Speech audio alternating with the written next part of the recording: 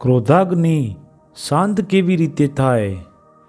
મિત્રો, એસિડ ચામડીને બાળી નાખે છે, લીંબુ દૂધને ફાડી નાખે છે, કીચડ પગને બગાડી નાખે છે, ધૂળ શરીરને ગંદુ કરી નાખે છે, પરંતુ ક્રોધ તો સ્વાસ્થ્યને, સ્વસ્થતાને અને વિશેષ કરીને સંબંધોને પણ બગાડી નાખે છે.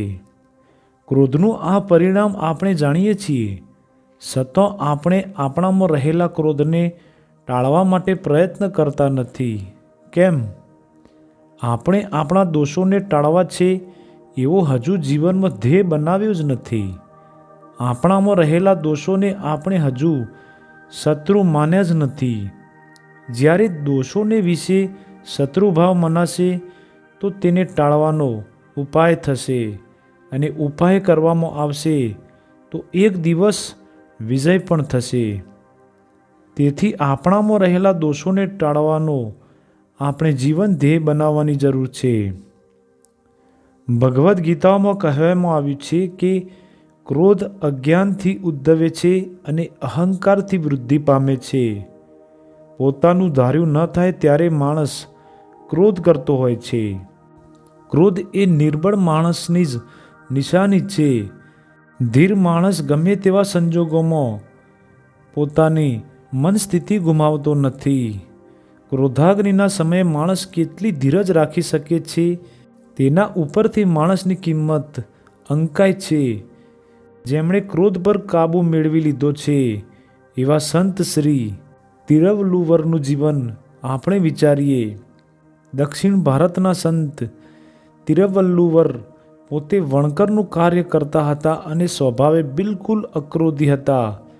એક શ્રીમંત નબીરાએ ફક્ત શરત જીતવા માટે સંત તિરુવલ્લુવરને ગુસ્સો દેવડાવવાના પ્રયાસો કર્યા.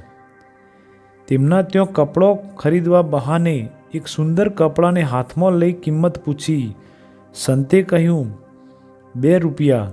યુવાને કપડાના 2 કટકા કરી ફરી કિંમત પૂછી. સંતે કહ્યું, 1 રૂપિયો. યુવાને ફરી કટકા કર્યા અને કિંમત પૂછી. સંતે કહ્યું, 8 આના. એમ કરતાં કરતાં 4 આના સુધી આવ્યો, પણ યુવાનના પ્રયાસ સફળ ન થયા. એટલે તેણે 2 રૂપિયા આપ્યા. સંતને ગુસ્સો ન આવ્યો. છેલ્લે સંતે કહ્યું, ભાઈ, આ કપડું તારે કોઈ કામ નહીં આવે. હું એને ફરીથી સીવીને તૈયાર કરી લઈશ. એમ કહી યુવાન જોડે પૈસા ન લીધા. યુવાનને પોતાની ભૂલ સમજાઈ અને તેને માફી માંગી. આવા વિરલ સંત હતા સંત તિરુવલ્લુવર. આપણે ક્રોધને જીતવો હોય તો ક્રોધમાં રહેલા દોષોને વિચાર કરવો જોઈએ. ક્રોધ મૂર્ખતાથી શરૂ થાય છે અને પશ્ચાતાપમાં પરિણમે છે. ક્રોધ એ અશાંતિની આમંત્રણ પત્રિકા છે. ક્રોધ કરવો એ અન્યની ભૂલની સજા આપણી જાતને આપવા બરાબર છે. તેથી જ્યારે ક્રોધ આવે ત્યારે ધીરજ રાખવી જોઈએ. કોઈ કારણોસર કોઈએ આપનું અપમાન કર્યું હોય તો તેને સમજણથી ભૂલવાનો પ્રયત્ન કરવો જોઈએ. તો મિત્રો, આ વિડીયો તમને પસંદ આવ્યું હોય તો પ્લીઝ આ વિડીયોને લાઇક, શેર અને હવે બીજા વિડીયો માટે આ ચેનલને હમણાં જ સબસ્ક્રાઈબ કરો.